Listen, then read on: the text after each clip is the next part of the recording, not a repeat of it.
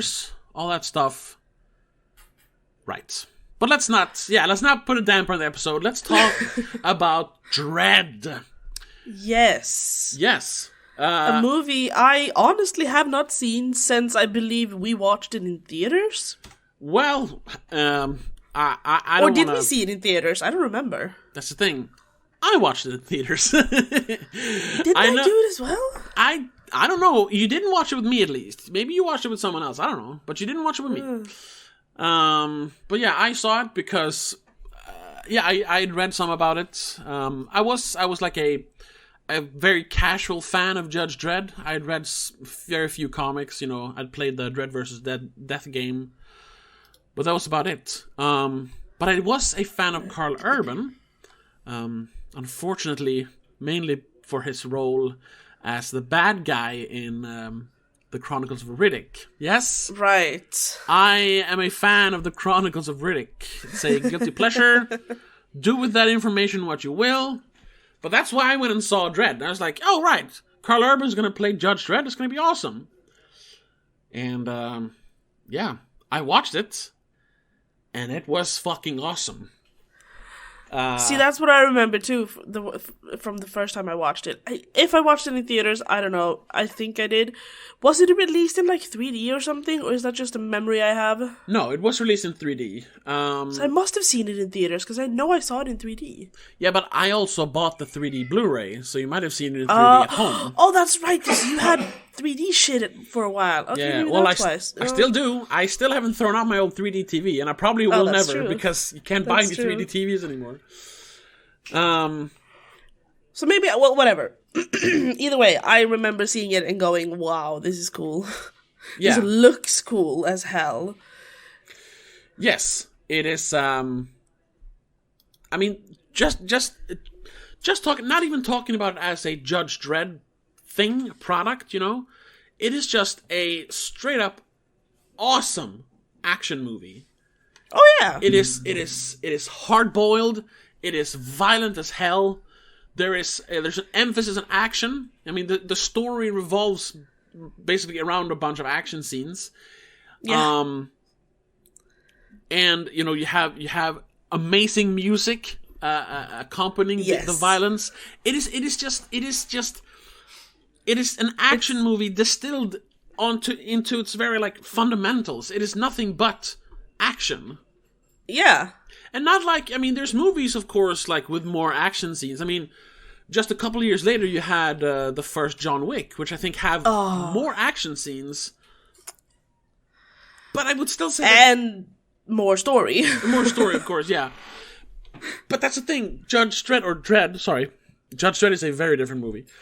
Which we'll talk about in our Patreon episode, but more on that later. Dredd is still more of a like pure action movie somehow. Yes.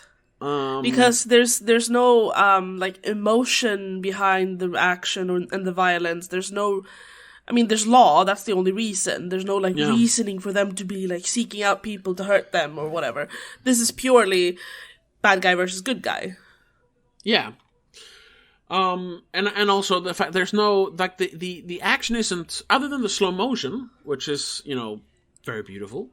But the action isn't showy either. It is just like violent somehow. Yeah, no, it's plain and simple in the same way. Yeah, and in that becomes pretty fucking beautiful, if you want to call it that. Yeah.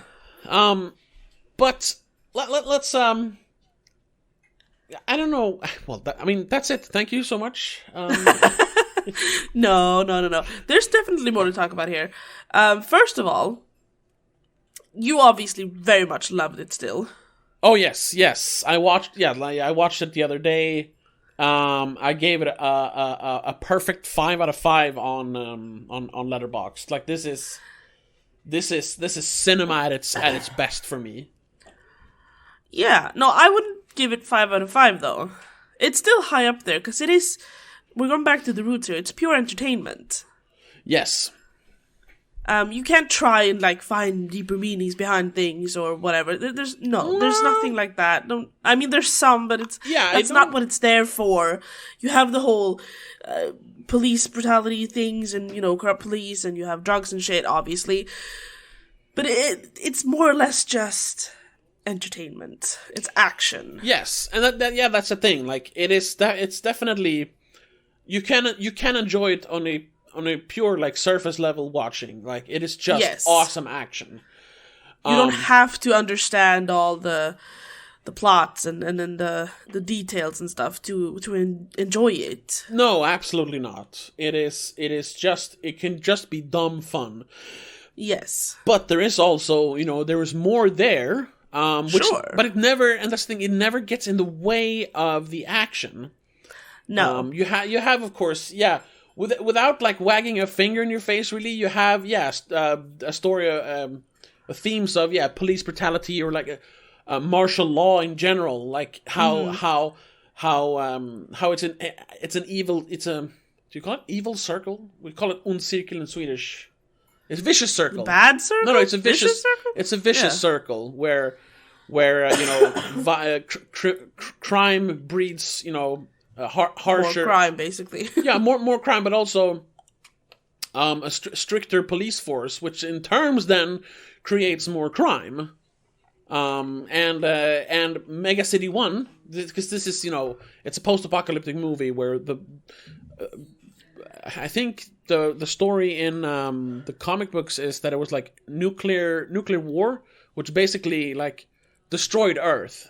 So there's only these mega cities left, where like domed cities where people live, and there are like 800 million people in these little cities. And the movie takes place in Mega City 1, which is like the East Coast of America. Yeah.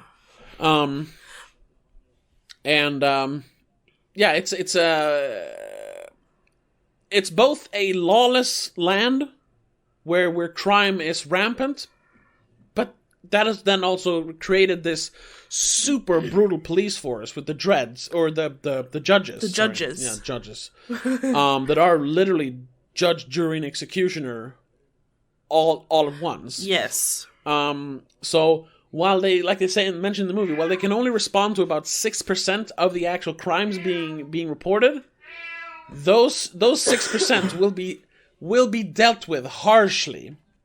Oh yes, maybe a bit too harshly. Yes, and that's the whole point of the movie. Yes, that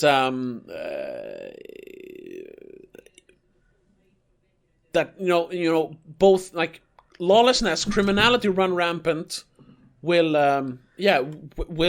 throw a city into ruin, but also martial law or police force running rampant will also it will throw society into ruin, because it's unlivable. You can't have extremes, and you have both extremes in this case. Yeah, you have both extremes here. So when you literally can get like 5 years in prison for illegal possession, for some illegal possession of anything, not even narcotics, you just be like, oh, you don't have a license. I know in the comic book and in the video games, there's like a 6-month jail sentence for illegal possession of unregistered pet. Oh Lord. Yeah, that was the whole thing. You could arrest in that game whenever you're out in like the streets. You can arrest everyone, because everyone has done something. Yeah, I mean, they show it in the movie. Dredd tells the homeless guy, yeah, vagrancy. I mean, if you're not, 2 weeks in ice, you can't sit there. You gotta find a home, or you're going to prison. Yeah. So, and another perfect example of that is, because the sentences are so harsh, criminals will rather try to kill the judges than take their sentences, because that's better than... Because a lot of the sentences, if it's really severe, will be death on the scene. Exactly. So you see how violence breeds more violence, even if it's justified or not, And I think that's like an underlying theme of the movie. Yeah, sure. But it's never... it never chooses a side. It's never like, well, the criminals are just, It's not like Pirates of the Caribbean, where the pirates the criminals are still, the freedom fighters, the ones we root for against the tyrannical East India Company. Because everyone is extreme in this case. Yeah. Except for, I guess, the rookie, Anderson. She's a little bit of a in-between. Yes, and she's, of course, the avatar for the audience. Someone who can see in nuance. Everything isn't just black and white like it is with Mama and Dredd. And that's why we have that character. But yeah, I was going to say also, so yeah, the movie never sides either with the criminals or with the police. I mean, no. I guess technically with the police, because in the end, law triumphs over criminals still. Sure, but they do also point out that, the police are bad as well, because half of them are corrupt. Yeah. Yeah, well, but not only that, like, corruption, the corruption is just showing that the crime is everywhere, even in the Hall of Justice. But just showing how absolutist and brutal the police are. Showing that it won't, it's not a sustainable environment. Yeah. But yes, we have the character of Judge Anderson, which I thought they invented for the movie, but turns out that's actually like its own character in the comics, and she even has her own comics later on. I've never read any of those. Okay. Yeah. Yeah, because she's at least, not to be like rude to Carl Urban, but his character is kind of boring. There's not much to him. No, not in this movie, at least. Probably if you read the comics or play the games, there's more to him. There's more to him, and they hint at more going on with him. This is obviously, like, was supposed to be like the setup for a franchise. Yeah, definitely, obviously. But since people don't have tastes, they went and saw fucking Avengers instead of this. So that's why we live in the dystopian times we live in now, where we never got Dredd 2, but we have 48,000 Marvel movies. Anyway, sorry. Which comic is Dredd from? Like, is it like Dark Horse or something?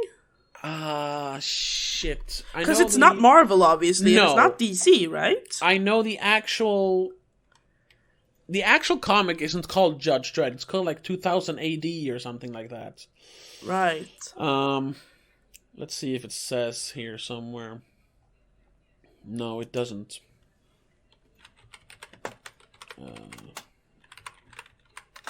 I don't know who publishes it, but I know that the comic book is actually called. Hold on, I have some of them. Let me go get them. 1 second. Here we go. I have some of these like complete case files, collections of comic books. Not that you can see it. Oh, that's right. So the actual comic book is called 2000 AD. And it's the wiki just says it's a British weekly anthology comic. Yeah. Yeah, This only says that the publisher for this collection is Rebellion, which is actually a video game company, which I think is funny. I know that they made the video game Dredd vs. Death. So maybe they bought the rights to it? I don't know. Either way, no, I was just curious, because if it's obviously, unfortunately, Marvel, the big known name, will be the one that gets their movies more popular. Yeah. That's just what I was trying to get to. So it's a shame. Perhaps if a bigger company picked up this, it would have. I don't know. Actually, who released this? No, I don't even know who released it. The movie? Yeah.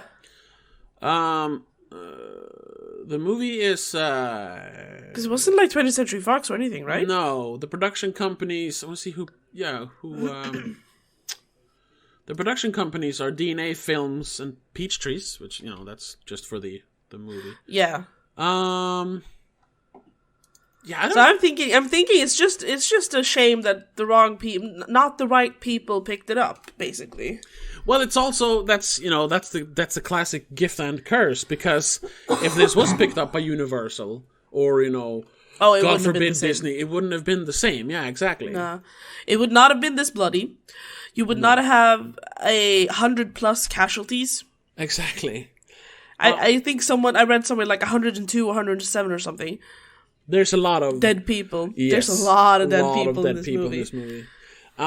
It was released. It was distributed by Entertainment Film Distributors in United Kingdom. Never heard of them. No. And then United International Pictures (UIP), which I think is like a offshoot of Sony. I think, but that's for South Africa. So I don't know for the rest of the world. But I know UIP releases movies in Sweden, so maybe that was it. Maybe. Anyway. No, it wouldn't have been the same. Like I said, it wouldn't have the same kill count. It wouldn't have the same blood splatter everywhere. I mean, the slow motion scenes when they shoot people and you see the bullets go through bodies. Yeah. They wouldn't have been able to do that. They probably wouldn't even had like the kids. I don't remember when in the movie when the two boys come and like, yeah, we're gonna kill you, judges, because we wanna be cool. Yeah. They probably wouldn't be able to shoot because that wouldn't have been allowed. Yeah.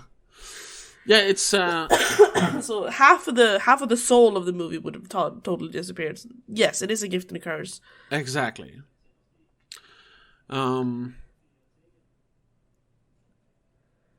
We do, however, have some, despite being a smaller, I guess, it's not a small production, but, a lesser-known production, we have some great actors. Because Karl Urban does a lot with the helmet on. Yes, and that's something we should talk about first of all. In the comics, Judge Dredd almost never takes the helmet off. It's like a big thing if it happens. And you usually don't see his face then. Which was when they made the first Judge Dredd movie. Once again, we'll talk briefly about it here. In '95 with Sylvester Stallone. I think he has the helmet on for like 10 minutes, and then the rest of the movie it's just off because Sylvester Stallone, you gotta show his face. He's the big star. Yeah, that's the moneymaker. Yeah, exactly. Which goes completely against the whole point of Dredd. He's like a faceless character. He is this anonymous. He is the law. Yeah, he's the law. It's like Michael Myers. Like taking off the mask of Michael Myers ruins it because he's supposed to be the embodiment of evil. If he's just a guy, then it's not scary. If Judge Dredd is just a guy, it's annoying. And it's not scary, exactly. So I love the fact that he kept the helmet on for the entire movie. There's one like profile shadow shot of him putting the helmet on in the beginning. But that's it. Like after that, you don't see his face. You don't see it in that scene either, but he never takes the helmet off. Which I know was like it's kind of funny. I know there's like a big gap in between, but he kind of became not at his big. I don't think he ever had like a big breakthrough because when he made Karl this, Urban, specifically, when he made this, he was already like a known actor. I guess his big break would be the Two Towers when he plays the cousin Eomer. Eomer, thank you. He's the leader of the Riders of Rohirrim. The guy who gets exiled. I was exiled. I was about to say evicted, but that's not the word. Yeah, no, exiled. Yeah. And like for most of Return of the King, he has that helmet on, so you can't really see him. Yeah. And the movie he shot after that was Chronicles of Riddick, where he wears like a completely face-covering mask. And in the commentary track for Chronicles of Riddick, because yes, I own the 2-disc collector's edition, he talks specifically about like wanting to make a movie where his face wasn't covered all the time. Yeah, because he made 3 movies in a row where he's covering his face. Yeah, well, 2 movies. He's not in the first one. Well, he's in the Two Towers and the Return of the King. Yeah, that's 2 movies. You had 3 movies. Yeah, and then Riddick. Oh, okay, yeah. Yeah, but in the Chronicles of Riddick then, the director like specifically shot a scene where you see him remove the helmet so that that he doesn't have to wear the helmet. But then, he made some movies between because that was like 2004, I think. So he made some movies. Of course, he played Bones in the Star Trek remake or reboot or whatever you call it. Those fucking J.J. Abrams Star Trek movies. But then his next big project, of course, was Dredd, where he once again got to wear a fucking helmet for the entire movie. But he did it. He took it like a champion. which I applaud. And he gets to kind of like Tom Hardy can only use his eyes when playing Bane, but does so much with his eyes. Carl Urban does so much with just his voice and his mouth in Dredd.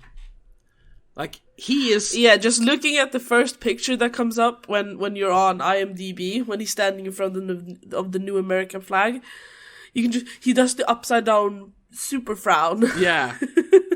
Which is the to show his distaste. Yeah, which is, of course, that's the classic Judge Dredd look.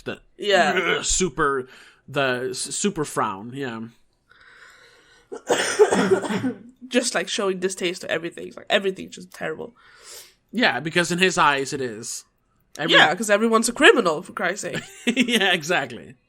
And he is the law. He can't stand for that. Exactly. But then we also have Lena Headey. Headey? How do you say her name? I think it's Headey? Whatever. Yeah. Doing Mama. Yeah. Oh, she was so badass in this. Yes. If anyone's a little one note, it's her. Because she doesn't have a lot of screen time. No. And the few times she does, she is literally just barking orders. Yes. But there also, we have some interesting like juxtaposition when it comes to good guys and bad guys. Because in any other movie, her character would be like, I don't know if that's has negative connotation, but she would be like a girl boss. Like she worked herself up from being like a sex trafficked woman to being the boss of the biggest gang in town. Like she has initiative. What's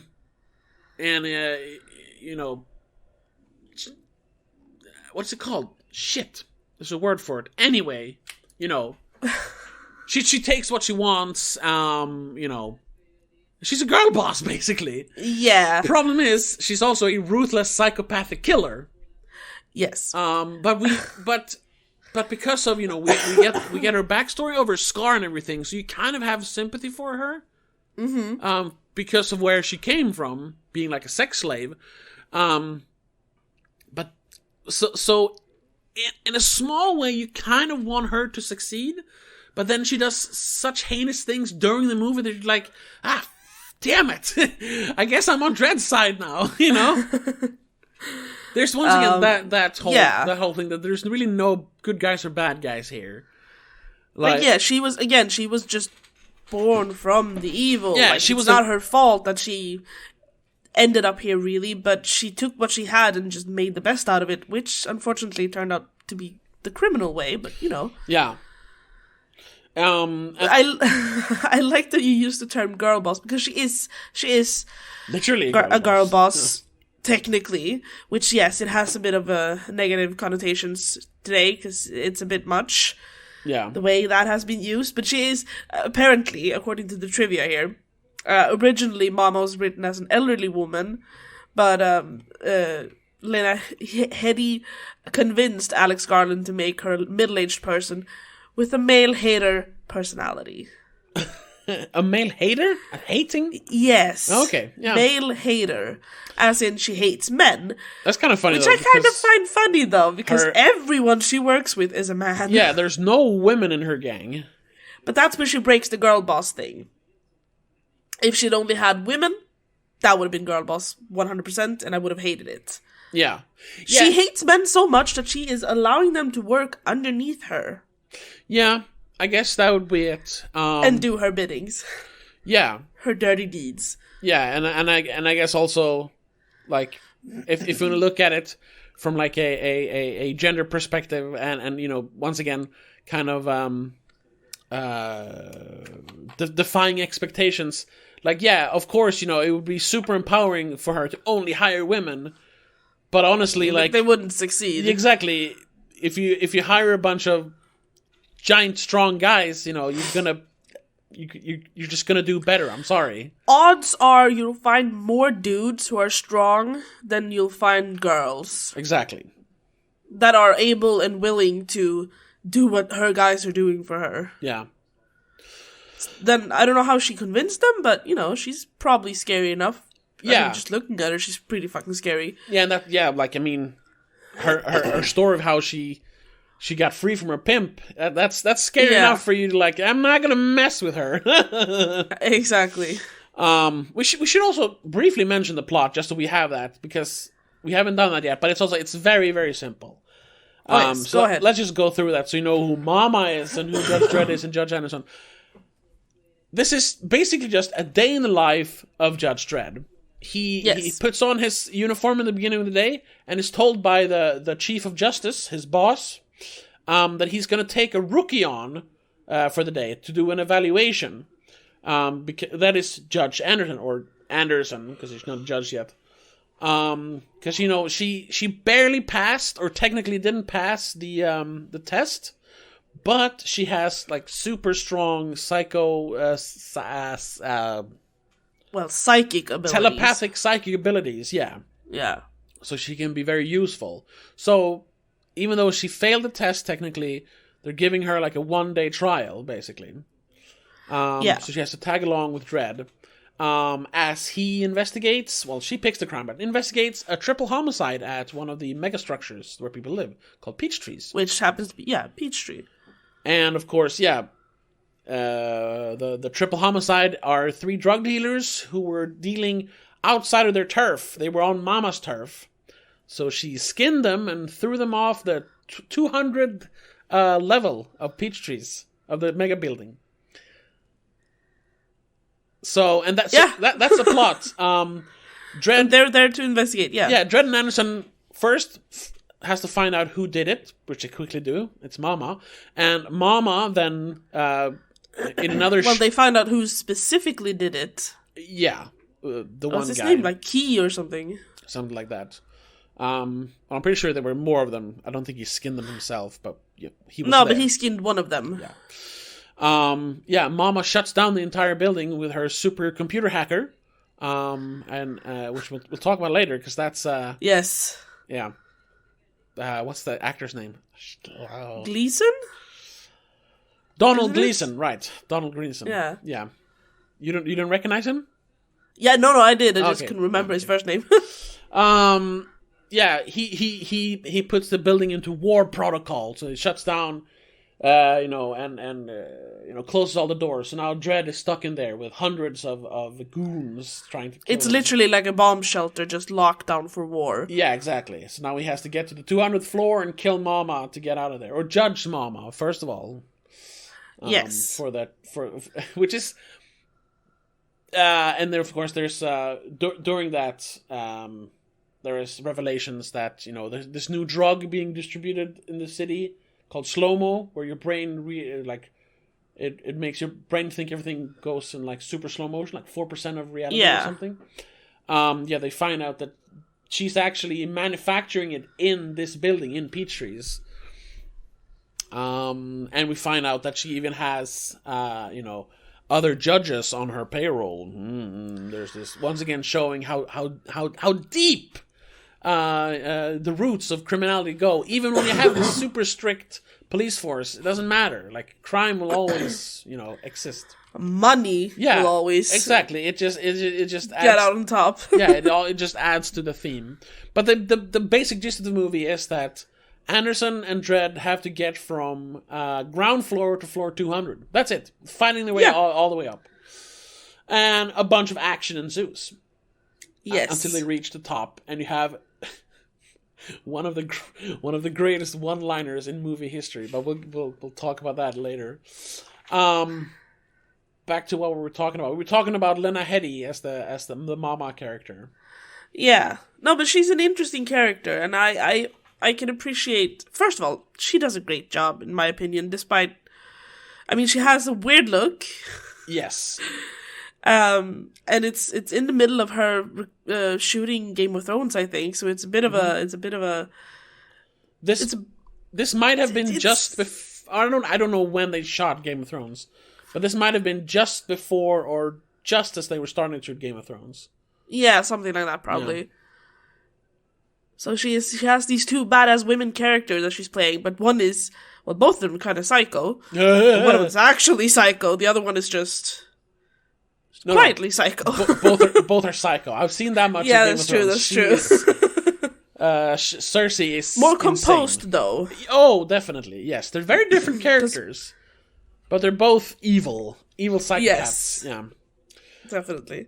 So I found that a bit funny that she had those two roles at the same time, basically. Yeah, and this is also, and she's a great actress in general. Yes, of course. I of course became a fan of her when she played Queen Gorgo in 300. Yes. So even before Game of Thrones, like I didn't like, oh, it's Lena Headey from Game of Thrones. It was like, oh, it's Lena Headey from 300. Yes. No. Because I didn't think I'd even watched. No, I'd seen the first season of Game of Thrones at that point, because it came out the year before. But either way, yeah. But I gotta retract my statement saying that she's kind of a one-note character, because now that I'm thinking about it, that's not really true. Well, yeah, she's not super deep and complex, but there are nuances to her character. Sure. Another thing where you talk like she's a man-hater definitely comes up in how she like a scene which shows both like her having sympathy for women in her situation, but also like just depriving her goons, her men, from what they want, is the scene where they capture Judge Anderson.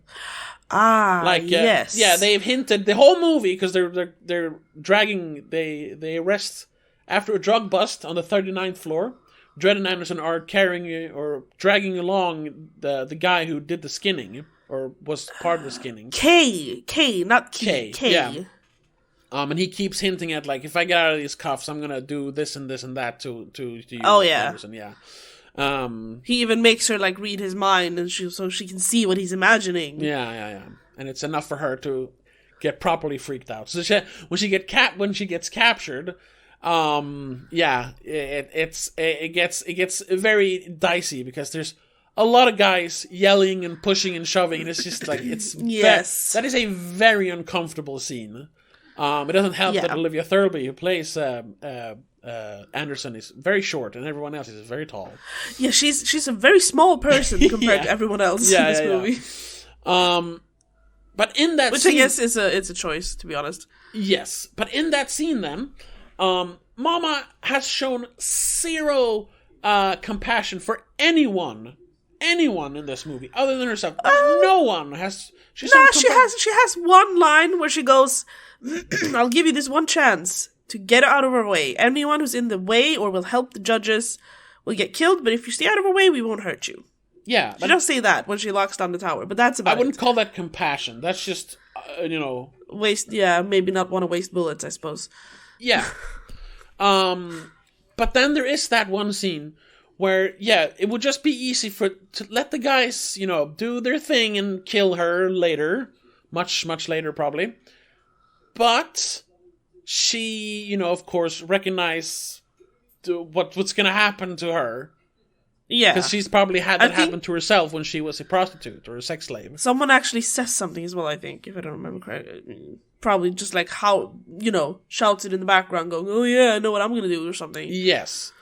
And she then, of course, she says there's going to be no raping, there's going to be no, torture. Because we need this to look like just a regular crime. So nothing but bullets to the head and chest, she mentions. And her excuse is like, we don't want to draw attention to it, like we were, deliberately torturing or keeping a judge. Yeah, but for me at least, it's pretty obvious that as much as she hates the judges, she knows that the fate that awaits Anderson is worse than anything you can ever imagine. Yes. Like you say, you wouldn't wish it upon your worst enemy. And this is literally her worst enemy, a fucking judge.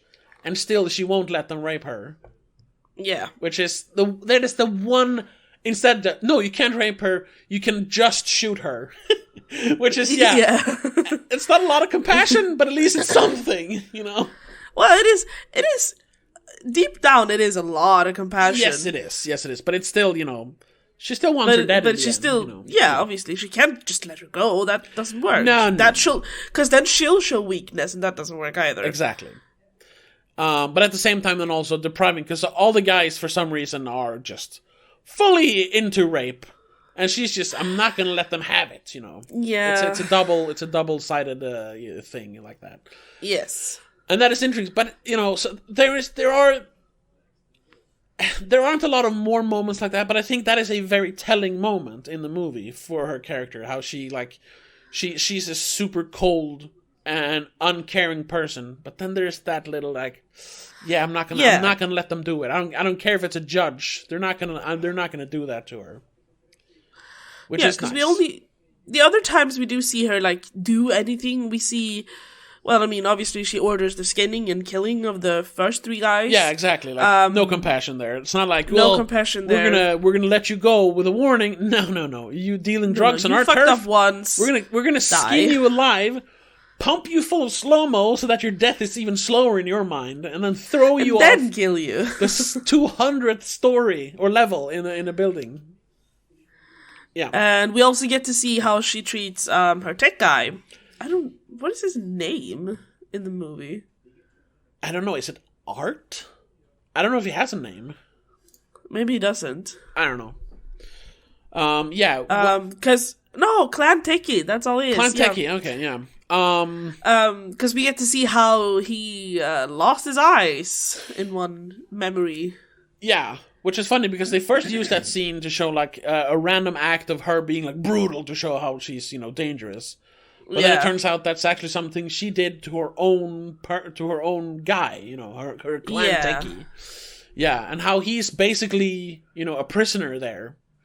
Well, yeah. And if he disobeys her, he dies. Yeah, exactly. And that's also something, because we don't see a lot of innocent people like that. No. I mean, we see a bunch of people in the background, but we don't actually get to They don't have lines. They don't really have any part in the movie. The only people we see like that is the first girl in the cold open of the movie. That Dredd saves by going right. Shut. Yeah. Right. Yeah. Then of course is the medic. I guess he counts, even though he refuses to help them later. Because he's like, "No, you're on your own. I'm not going up against the Mama clan," which I understand. But it's also... he's sort of neutral, but he's also he gotta save his own life. Yeah, because if he's neutral, he should help them. He should help both sides, not help. Well, them. he's just refusing to help both sides instead. Exactly. And then we have the lady in the apartment where they go in. Who turns out her husband was one of the guys they killed earlier. One of the first guys they shoot. Yeah, once again, just to add that element of humanity to Anderson, realizing, I just executed someone's husband and father. Oh, shit. Okay. But at that moment, it was just her executing a criminal. But then just oh, shit, they're actually people. There's consequences to her action. Yeah. And then there is the tech guy. Yes. Who she actually lets go, even though, she has been helping the Mama clan. But, she mentions in that scene, I think, he's as much a prisoner as anyone else. Yeah. Or a victim, I suppose. And also, she points out that she's not a judge, so... Yeah. By then, she's definitely not a judge, technically. Yeah, because it's later in the movie when she has been captured by the clan, and they've taken her gun and everything, which... Yeah, she's broken so many codes. Yeah, losing your gun is an automatic fail. So, yeah, but that's the only scene where we see one of the few scenes where we see Mama do anything other than just bark orders. She literally breaks his eyeballs so she can replace them with these tech implant thingies. Yeah, which have I guess zoom function, like little cameras or something. Yeah. And that guy is played by Donald Gleason. Yes. Before once again, I don't know if he's really ever blown up, but he's definitely an actor that I have come to appreciate more and more, watching movies he's made. And it feels like it's such a he's sort of like, well, I guess he blew up with The Last Jedi when he plays, he's in The Force Awakens as well, but he's the yelly guy from the First Order. Do you know? Yeah, I don't remember. I don't remember he's in any of the Star Wars movies. He's in the I don't remember his name. I remember him from the two Harry Potter movies he's in. Well, yeah, of course. And Ex Machina. Yes, and then what is he? He's General Hux in Star Wars. Thank you, Force General Awakens. Hux. Right. He's the guy who's yelling all the time. Yeah, I don't remember that character. Oh, nah. Okay. Yeah, I just think that he has done a bunch of like interesting choices as an actor. Yeah, he started out in the Harry Potter movies as the oldest Weasley brother, right? Yes. Yeah. But then he went on to other than Star Wars, hasn't really made a lot of mainstream movies. Like he made this, he was in Ex Machina, he was in something else. He does some like random British productions. Yeah. And some of them are like they're at least names you recognize. They're movies you see the poster somewhere if you go to cinemas at least. But yeah, you kind of forget. You're like, oh, that's that guy. But unless you were like us, who watch movies all the time and remember names, you probably won't remember his name, which is unfortunate. Yeah, because he's for what I've seen him in, he's pretty good. Yes, I don't. He's not listed in the cast, or in the top cast, which I find really strange. No, he's way further down. So once again, like it feels like he should be more of a notable name nowadays, but I guess he isn't. There he is, Donald Gleason. I'm actually having issues finding Dredd on his list. There we go.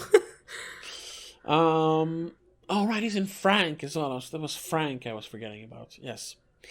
And he's in that giant production of Anna Karenina from 2012 that I never watched. Oh, and then I saw him. I watched a random Netflix movie or random movie on Netflix called Crash Pad, where he plays like this loser stoner guy. Which that movie wasn't great, but he was amazing in it. Nice. He's kind of like Carl Urban. He never really had a big break, but most of the things he's in, he's great in. Yeah. Yeah. Including this, where he's barely recognizable. You really see how much of like a person's face is in his eyes, because they change his eyes, the color of his eyes. That's basically it. Yeah, he has a little longer hair. And I can barely recognize him in that role. Which then also shows, of course, that he's a good actor to really sink into that role. Perhaps that's why we don't recognize him, because he becomes the character instead of just being an actor playing the character. A character actor. Yeah, maybe that's it. Yes. Yeah. But I was looking at the other, because I don't recognize Olivia Thirlby. No, who plays Anderson. I cannot say that I've seen her in anything other than this. No, I probably have.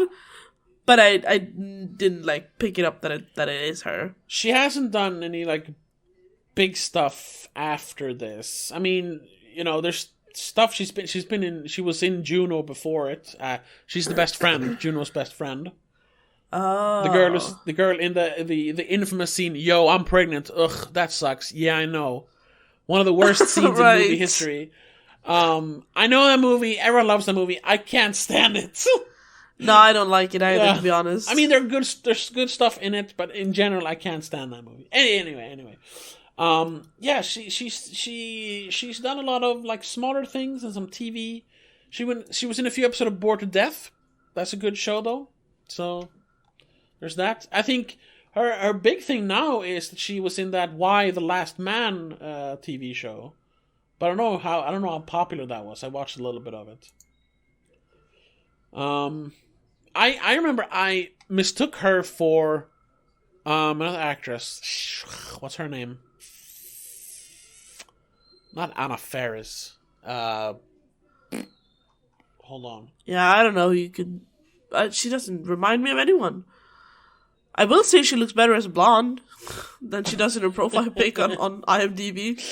Not her shade of hair.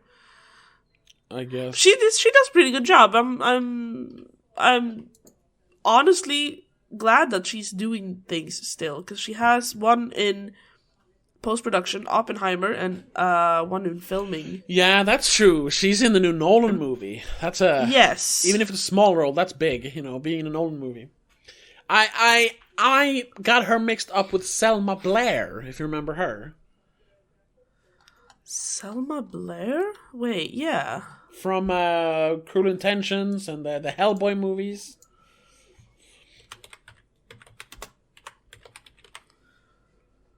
Oh, right. Yeah. Well, I don't...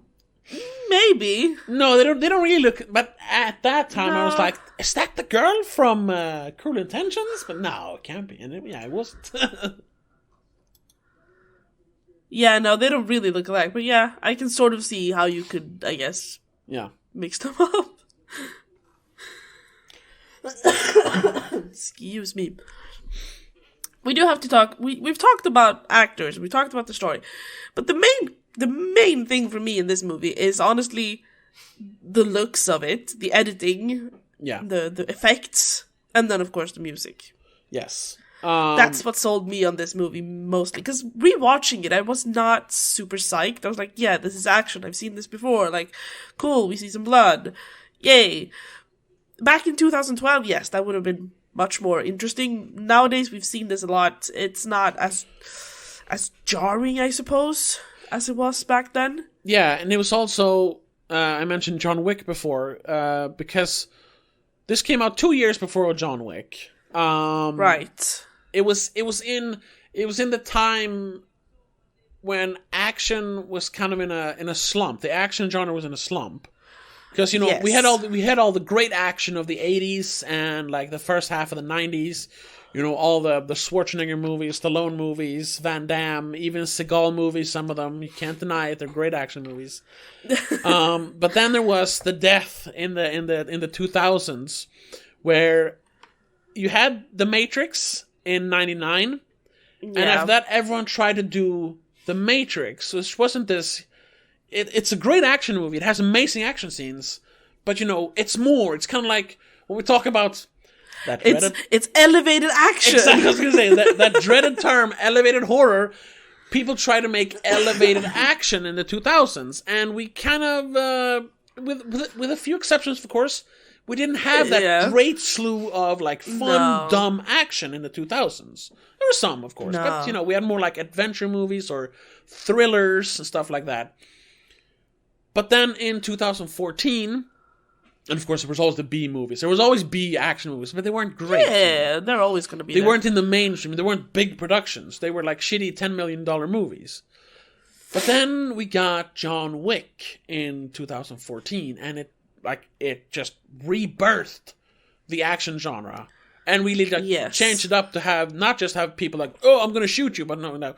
Very, very involved, technical, like complex action scenes with hand-to-hand combat, gun-fu, and everything. There's choreography behind it. It's not just shoot in that general direction and we'll edit it. Yeah, but just before that, and I think that is why people don't, when they talk about modern action movies, a lot of people forget about Dredd because it came out just before John Wick. Yes. But it came out there. It came out just, there was another great action movie, but it's also one that gets forgotten because it's part of a franchise which people in general don't like. The year before Dredd, we had Fast and Furious 5, which is... Oh, that's right. An amazing action movie, but it's in this niche franchise, Fast and Furious. Yes. So people don't think about it. It's also a bit... You kind of forget... You see Fast and Furious as a whole. You don't see Fast and Furious as individual movies, unfortunately. But for us, the fans, we know that the fifth one is still like in the top 3, especially when it comes to action. The goddamn train sequence in that movie. Yeah, check out our episodes on that. Yes, we have 3 episodes on that. Yeah, we have like 2 giant episodes where we talk about the first 8 movies, and then we have one for the 9th movie. Yeah. Check that out. We talk more about that. But anyway, yeah, and then we had Dredd, which, you know, it was hailed for its action, but nobody Dredd, yes. Yeah. Hailed, not failed. Yeah, that's true. Yeah, hailed, yeah. But so few people saw it, and like we said, it came out in that time when people didn't really care about that kind of action. So we kind of got forgotten, which is sad, because like we mentioned earlier in this episode, the action is amazing! Yes. I have a feeling that it's also a bit too brutal for 2012. Might be. Maybe a lot of people were a bit too sensitive to that because we haven't had a lot of blood and gore on action. Like, if you go to a horror film, you can sort of accept it. Because you're more or less, people are gonna die, at least. In an action movie, I don't remember exactly, but I have a feeling you didn't have a lot of blood back then. No, even R-rated action movies back then, they weren't that gory. Like, this is straight up gory sometimes. Even though the blood is very bright in this movie, because of the lighting, and it's a choice. And because it's like 99% CGI. Yes. It's still a lot of blood and a lot of gore. And those both disgusting and beautiful shots in slow motion, where bullets just go through people's cheeks and explode out on the other side. Yeah, with the stomach that ripples. Yeah, there's a lot of, like, flesh moving in this movie. Yeah. But it's because they want to show off the effect of slow-mo. Yeah. Like, really show it off. But also, I think, really, it's a great way to work slow motion into your movie without just being slow motion. Yes. Just like bullet time. They give it a reason. Yeah, like bullet time was a thing in the Matrix because they were faster than normal human beings. That's why they could move in slow mo, or the world felt like slow motion. And here it is because it's this drug going around making people move slowly. But it's also then a way to they are in slow motion. Yeah, it's also a way to emphasize the violence and really point out, like, these are policemen walking in doing a drug bust. But we get to see in exquisite detail how they just shoot people on sight. Like, once again, adding to that theme of brutality. And you're like, something's off about this. You know? But the best utilization of that slow-mo thing is the last kill. Yeah. Oh, and spoilers, when they kill Mama. Yeah, we got to talk about that whole sequence, because I mentioned the greatest one-liner in movie history is in that movie. Or in that scene. You know what? Let's get into it. But before that, we gotta mention, because we've talked a lot about how the plot is very simple, but how they still manage to work in little scenes, little details, little world building, work in, you know, the theme of brutality and the theme of, you know, how violence breeds more violence, no matter if it's justified or not. And that is because this isn't just some random guy who wrote this. You have the director. It's kind of a random guy, because I don't think I've ever seen him anything else he's made. Pete Travis directed this. He's done, just random stuff after this. A lot of TV and just movies you haven't really thought of or watched even. I just saw Endgame and went, hold up. Yeah, no, it's not that Endgame. Not that That's Endgame. Another Endgame, yeah. But the movie is written by Alex Garland. Yes. Yeah. This was amazing writer. Yes, who was in the more recent time written some of my favorite movies. But you know, he had his big break, of course. You know, he's written books and stuff. I think he started out as an author, but then he wrote I think he was involved in the writing of The Beach, which was a big breakthrough for him. And then he wrote the novel, it seems. Yeah, so maybe he wasn't involved in the script, but he's mentioned, of course. But then, of course, 28 Days Later and Sunshine, he worked on. And then, I didn't know this, but that's... Holy shit! Once again, just makes me love him more as a writer. He wrote the story for the video game Enslaved, Odyssey to the West, which has one of the best video game stories ever. Yes. But then, of course, he wrote Ex Machina, which it's a movie that gives me nightmares, but I can't deny that it isn't a very well-written movie. Oh, it's an amazing... Yeah, I know you hate... Again, check out the episode of that. We did it way back, but still... And of course, then he adapted the novel Annihilation for the Netflix movie with Natalie Portman. Right, yes. Once again, an amazing script. And then, the one movie that nobody seems to understand is a fucking masterpiece. He wrote Men this year. Yes. And of course, the miniseries Devs, which, except for the end twist, is brilliant. Still haven't finished it, so. I know. But then in the middle of all this, he just, I'm just going to write this stupid action movie, Dredd, which is about a guy just killing people. I looked at the trivia, and it's mentioned somewhere that he and the original writer for Dredd talked about it, and they sort of wrote it together. Yeah. It's also apparently, according to an interview for JoBlo.com, Carl Urban revealed that Dredd was actually directed by Alex Garland as well. Oh, really? Which explains why Pete Travis did not promote the film at all. But he's not credited for it. Because Pete Travis is actually credited for it. It's like but why was it Pete Travis directing it? Does it say that?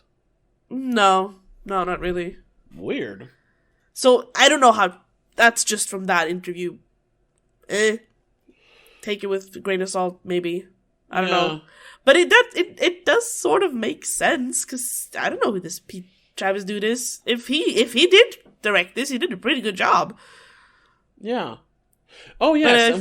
It does feel a little bit like an Alex Garland thing, though, to be honest. Yes, that's what I mean, because on one hand, it's like, whoa, he just wrote this dumb action movie, but then there are those little things where he throws in the themes and the little moments, which makes it feel like an Alex Garland movie. I gotta say, it does not feel like his style of directing, though. Bits and pieces of it. Maybe summer, but I've never. Mainly, I think it's because I've never seen him direct action before or since. Yeah, probably. Not like this, at least. I'm just trying to see if I could find something about that on Wikipedia, but it doesn't say anything.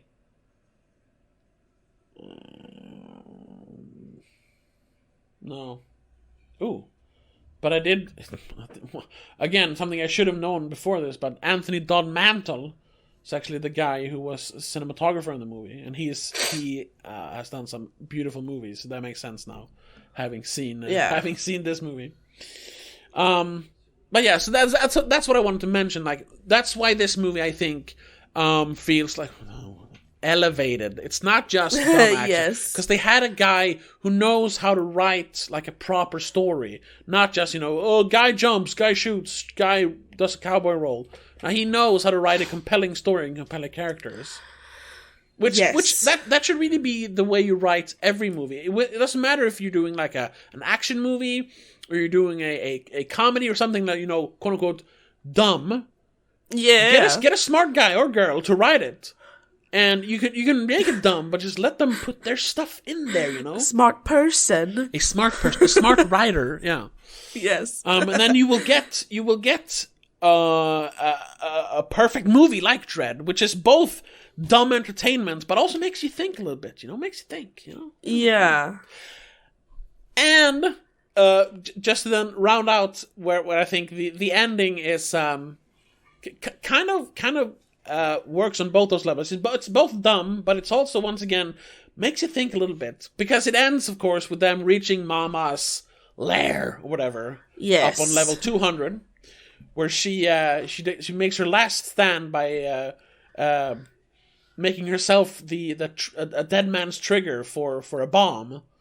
Classic, like, you can't kill me. If I die, the entire building explodes. Haha, Batman. Yes. It's very dastardly. But here's where like the character of Dredd really shines, because Mama has at this point she has committed so many crimes. Yes. Like obviously you find out she's not just like a murderer. She's a drug kingpin. She's a slave trader, basically, with the clan taking everything. She's tried to. She's murdered so many people. She's this despicable human.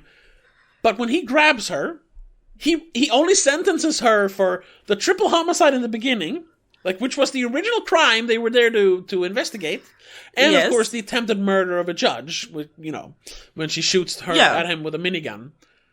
he doesn't care about the rest, because all he needs is to arrest her for that.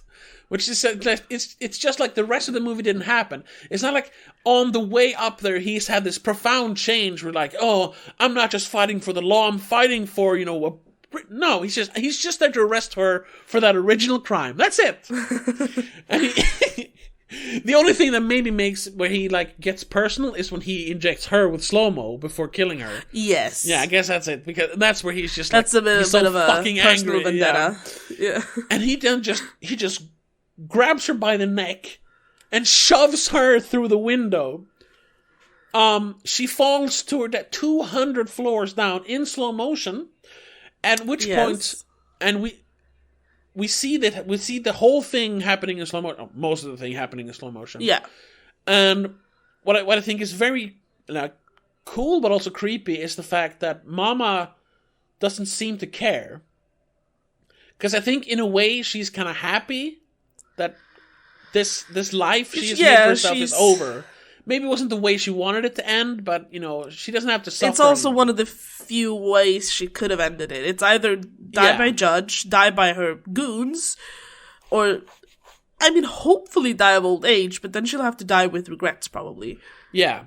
So there's a lot going on in her face during that scene. And then we see her just the camera being the ground, we just see her her face literally explode in slow motion. It's so disgusting.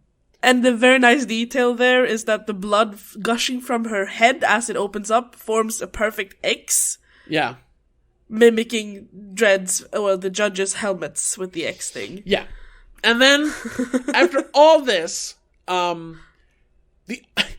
you think we're gonna get like a big speech or anything, but Judge Dredd just stands up there. All he says, because she also says like, "Oh, if I die, this will trigger a bomb, will blow everything." And he's like, do you think it can go through 200 floors of concrete? The thing blinks out, the bomb doesn't go off, so the entire building is safe.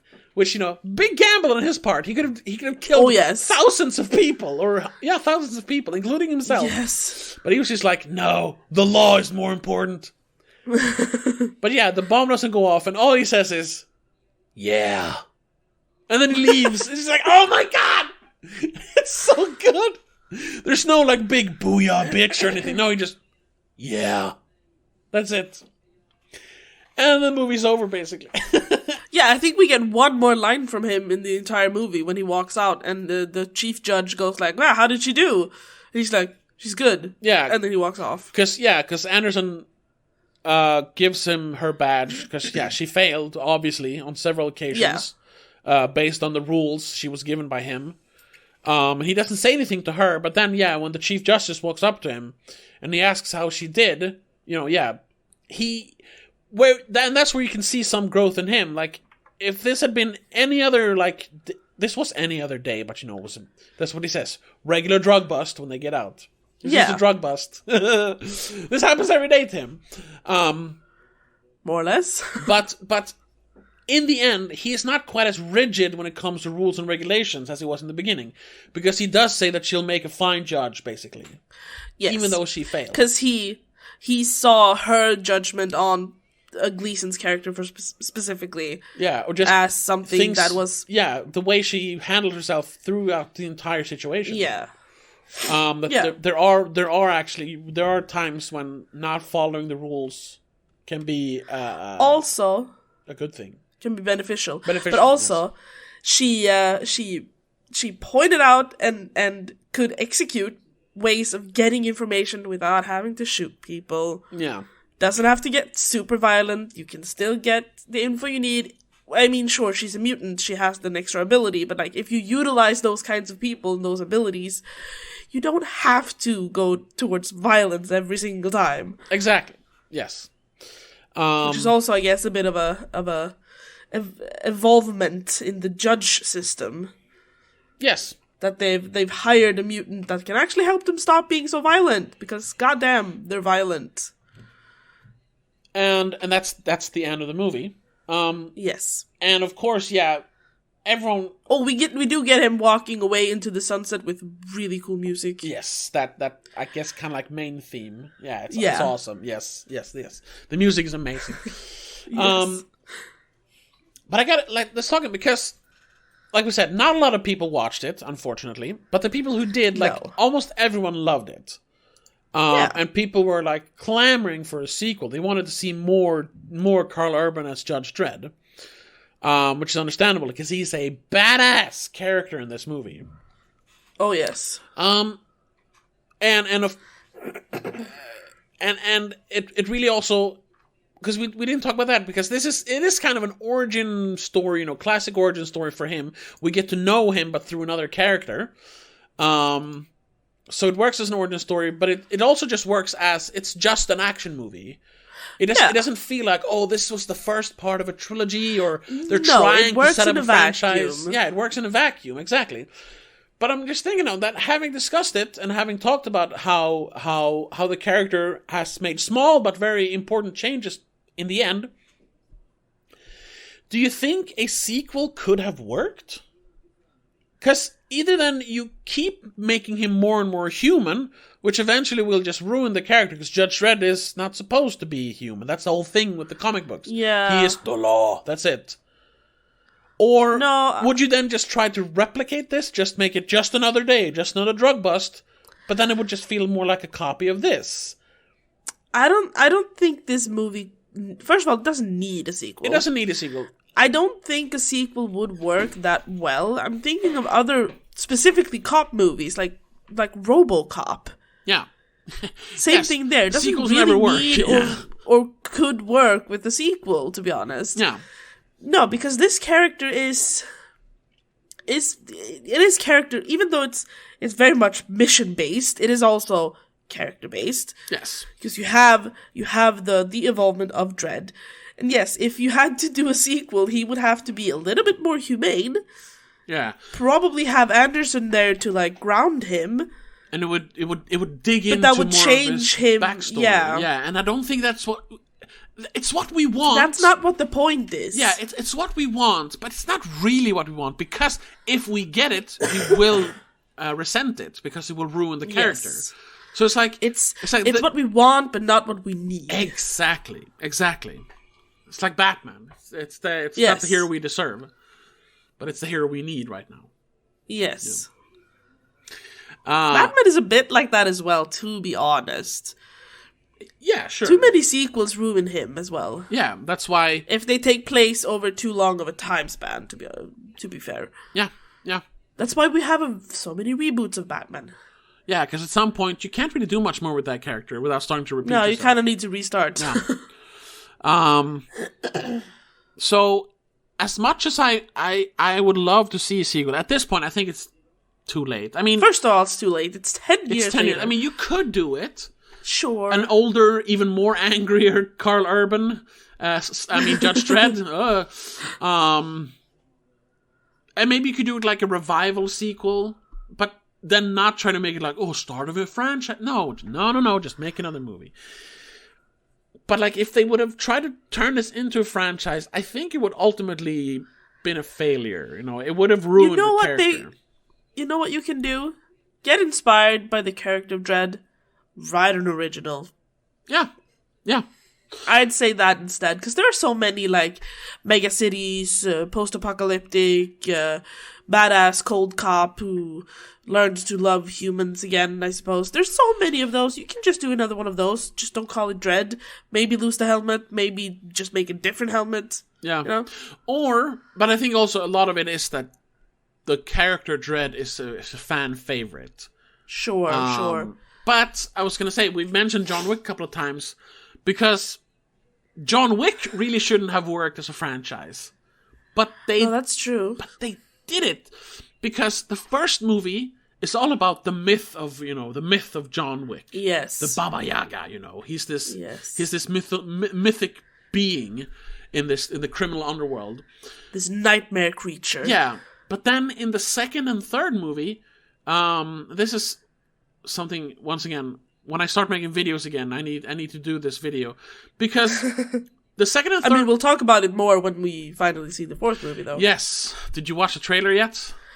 Oh my god, yes. Yes. I didn't cry like you did, but I get what you mean.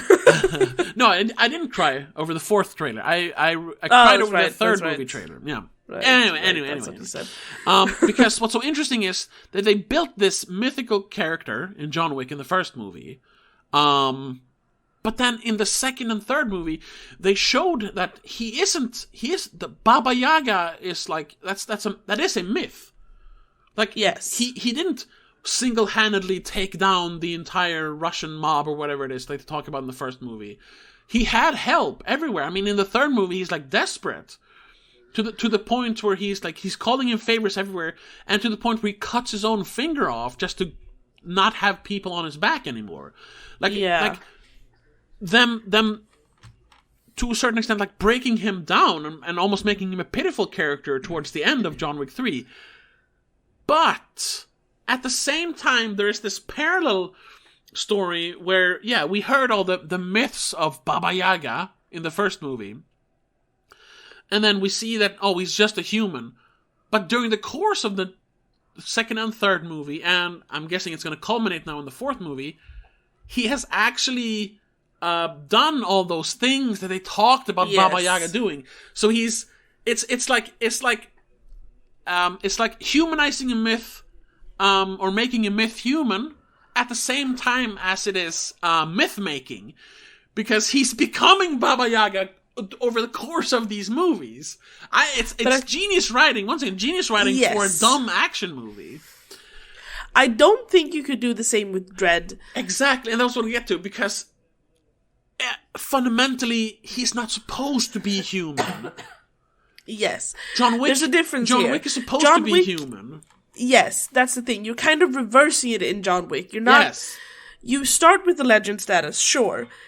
But you kind of quickly get to know that he is just human. We get to see that he is just human. Because the first one is when his dog gets murdered, right? Yes.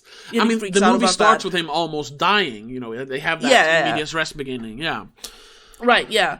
So you have this, like, you have him, for us, being just a human, but then every time someone else talks about him in the movie, they give him this legend status. Yeah. But then, like you said, he still has to, throughout the movies, prove to the audience that he is the legend that everyone else fears. Yeah. Dredd already has this cold, mechanical, this is it. Yeah. He's reached that top already. Yeah, he is a one-note character, which you can inject some personality to, but if you do too much, that will ultimately just pick him apart. Exactly, and we don't want like deep, emotional Judge Dredd. That would ruin it. No, and that would destroy. That would ruin the aesthetic of the character in the world in general. And it would also ruin the concept. Yes. Because the concept is that we have these extremes, and if you make Dredd emotional, he's not extreme anymore. Yeah. And that's why most of the comics, at least, the earlier ones, I haven't read, I don't know if it's still going on actually, or if they ended it or something. But I know in the early issues that I've read, every issue is just, it's just another day at the job, Oh, he's chasing down these criminals, or, he's doing a drug bust, or, whatever. Yes. It's never these, like, big revelations or anything. No. And the way you can see it in this movie, it's not until he gets introduced to Anderson that he starts having some sort of softening. And then to him. it's very, very small then. Yes. So if you made a sequel, like, you could 3%. you could focus on Judge Anderson and have Dredd be like a side character, but then But then But then you'd lose the name recognition, sort of. Yeah, a little bit. I mean, even though he's there, you couldn't call the movie Dredd. You'd have to call it Judge Anderson, I suppose. Or try to call it something else, Mega City, or something, whatever. Mega Crime. I guess you could call it 2000 AD, but then no one would go see it. Exactly, because no one's gonna, other than the comic book nerds, and there aren't enough of those. Know what that is. No, yeah, not anymore. And then also, like, say you do a Judge Anderson movie, and the way you like introduce Dredd is that he needs to save her or something. Like, then it feels like that also goes away from the Dredd formula. Like, it's just another day at the job. It becomes this special story, which is what ruins Judge Dredd. Just to quickly talk about it again. Once again, we'll talk more about that in the Patreon Yes, because I don't know if I've seen it, to be honest. I don't think. If I have, it's ages ago. Yeah, I haven't seen it in over 10 years. Because that movie's all about, it's not just another day at the job. It is this special story where Judge Dredd gets exiled and he's not a cop anymore. It's a classic, like, well, it has to be special because it's a movie, but that means we're ruining the character from the comic books.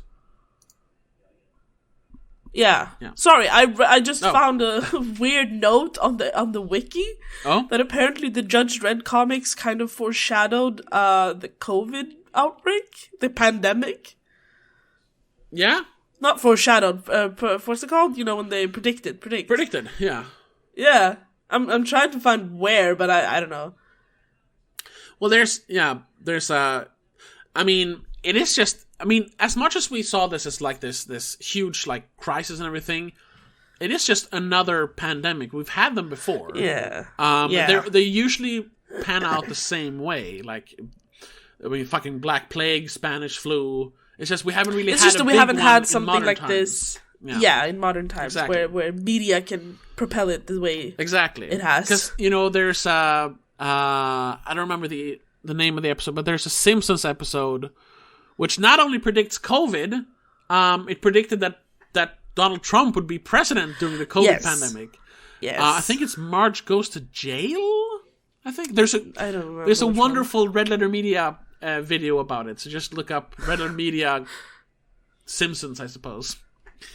But yeah, of course, yeah. Like, if you have any knowledge of pandemics, you can predict any future pandemic, really. It's not that hard. No, but was there anything specific like about the virus? No, I couldn't find. It was too much text. I didn't want to read it all. Oh, okay. It's on the wiki. You can find the links. Just Google it. Yeah. If you're interested. But I think we should start wrapping it up there, because now we talked about all the important stuff. We talked about how it is like really. If it hadn't been such a flop. Unfortunately, it was a flop, even though it's a great movie. I think this would have been the start of the modern action movie, and not John Wick. John Wick would have just been, another copycat, so to speak. Yeah, and perhaps it would have changed how action in general would have been done, and in an alternate timeline, we wouldn't have had Marvel. But I don't know. Well, Marvel had already started at that point. I mean, they released the first Avengers movie the same year as this. Yeah, that's true, but maybe it wouldn't have spiraled out as much as it has. Yeah. Maybe we would have gone towards a darker path with more blood and gore, and I actually would have enjoyed them. Yeah, that was something I was thinking about when everyone was so up in arms over the Logan movie, which, once again, because people saw it as, it's different, it's gritty, it's more violent, I mean, it's R-rated, ooh. But it was just like, people forgot that... I barely remember that movie, to be honest. Yeah, because...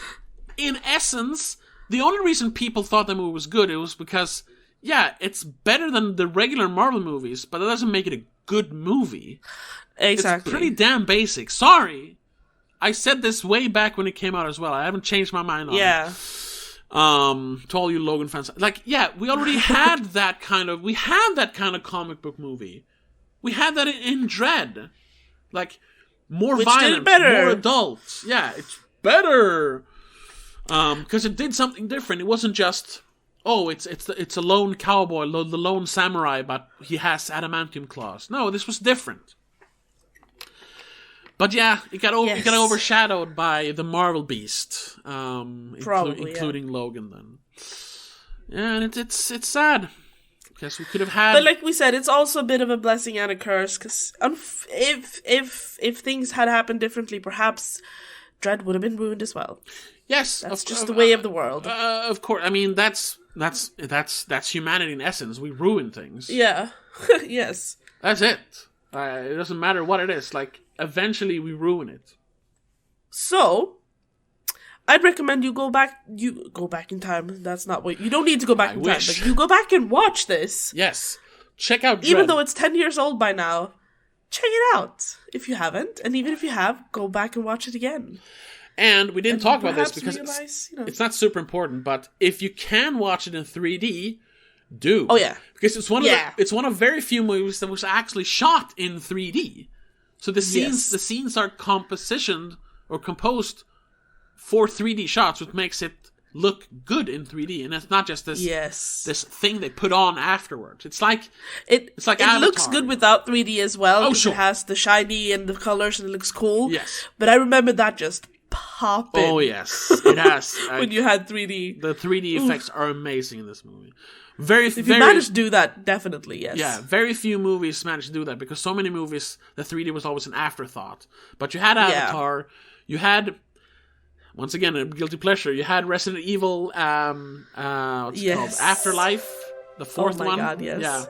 And then you had this, which they were actually thought with 3D in mind. So it looked cool.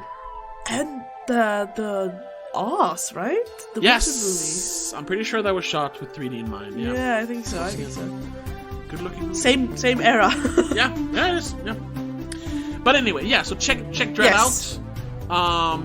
We need to check out the Patreon for our Judge Dredd episode. Which comes out on Monday, I think. Yes, we're going to talk about the 1995 Sylvester Stallone debacle, which is Judge Dredd. Yes. That could be quite an interesting episode. So yeah, check us out. And in general, stay tuned for future episodes. We have all of November and December planned out to finish the year off strong, hopefully. Yes. So thank you so much for listening. Once again, patreon.com/DomeMagazine. But we'll see you in the next episode. And until then, have a good one. Bye. The Spoiler Cast is part of Please Don't Make a Scene. It is hosted by Tobias Vedén and Rebecca Vedén. Produced and directed by Tobias Vedén. Executive producer is Annika Vedén and Laura Kinney. Also a huge shout out to all our patrons. Laura Kinney, Mom, Dad, Mom and Mac. If you want to join our Patreon, check us out on patreon.com/don'tmakeascene. Get exclusive episodes, commentary tracks, and much, much more. Support independent podcasting.